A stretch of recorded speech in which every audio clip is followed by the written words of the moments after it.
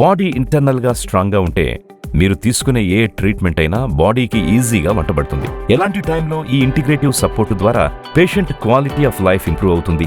రసశాస్త్ర గ్రంథాల్లో చెప్పినట్టుగా ఈ ఔషధాలు బాడీలో సెల్యులార్ లెవెల్లో అబ్జర్వ్ అవుతాయి. What is integrative oncology? Cancer ట్రీట్మెంట్లో ఇంటిగ్రేటివ్ కేర్ ఎందుకు అవసరం? మనం ఏదైనా ఒక కష్టమైన యుద్ధం చేస్తున్నప్పుడు కేవలం ఆ లక్ష్యం మీద మాత్రమే ఫోకస్ చేస్తే సరిపోదు. మన శరీరంలో ఆ యుద్ధం చేయడానికి సరిపడా కావలసిన ఎనర్జీ కూడా ఉండాలి. క్యాన్సర్ ట్రీట్మెంట్ జర్నీ కూడా దాదాపు ఇలాంటిదే. ఒకవైపు మనం తీసుకునే ట్రీట్మెంట్స్ వ్యాధిని కంట్రోల్ చేయడానికి ట్రై చేస్తూ ఉంటాయి, కానీ ఆ ప్రాసెస్లో మన బాడీ బాగా అలసిపోతుంది. మరి ఆ ట్రీట్మెంట్స్ రిజల్ట్ ఇవ్వాలంటే పేషెంట్ శరీరం దాన్ని తట్టుకునేంత బలంగా ఉండాలి కదా.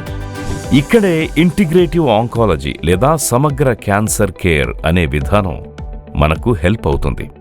అసలు ఈ ఇంటిగ్రేటివ్ క్యాన్సర్ కేర్ అంటే ఏంటి? దీని అవసరం ఇప్పుడు ఎందుకుంది?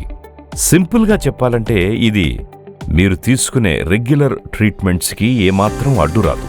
వాటితో పాటుగా శరీరానికి సపోర్ట్ ఇచ్చే ఇంకో పద్ధతిని యాడ్ చేసుకోవడం. అంటే ఆ మెయిన్ ట్రీట్మెంట్స్ తీసుకుంటూనే ఈ విధానాన్ని కూడా తీసుకుంటే ఆ రెండు కలిపి ఇంకా బెటర్గా వర్క్ చేస్తాయి అన్నమాట. వ్యాధిని టార్గెట్ చేసే పని ఒక సిస్టమ్ చూసుకుంటే, ఆ ట్రీట్మెంట్ వల్ల బాడీ మీద పడే స్ట్రెస్ని బ్యాలెన్స్ చేసే బాధ్యత ఈ ఇంటిగ్రేటివ్ కేర్ చూసుకుంటుంది. ట్రీట్మెంట్ డ్రాప్ అవ్వకుండా ఒకదానికి మరొకటి సపోర్ట్ చేసుకుంటూ వెళ్లే చాలా ప్రాక్టికల్ అప్రోచ్ ఇది. మరి ఇది పేషెంట్లకి వాళ్ళ ఫ్యామిలీ మెంబర్స్కి గ్రౌండ్ లెవెల్లో ఎలా హెల్ప్ అవుతుంది?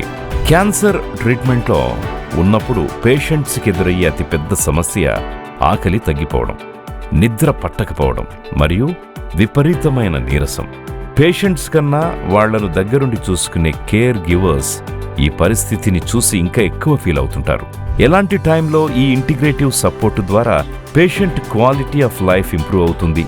పేషెంట్ మళ్ళీ నార్మల్గా తినడం మొదలుపెట్టి కొంచెం యాక్టివ్గా మారితే వాళ్ల బాడీకి ట్రీట్మెంట్ సహకరిస్తుంది.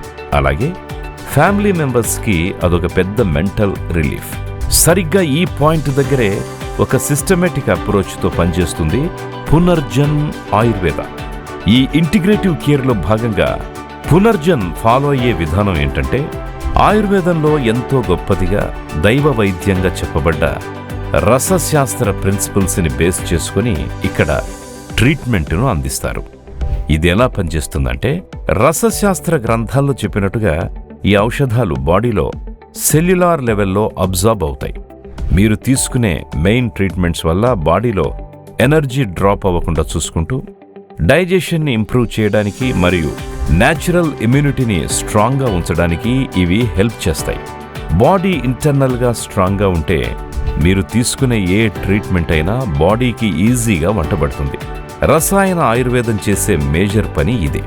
ఇక్కడ ఫైనల్గా మనం అర్థం చేసుకోవాల్సింది ఒక్కటే: క్యాన్సర్ ట్రీట్మెంట్ అంటే కేవలం వ్యాధిని దూరం చేయడం మాత్రమే కాదు, ఆ మనిషిని మళ్ళీ నార్మల్ లైఫ్కి తీసుకురావడం.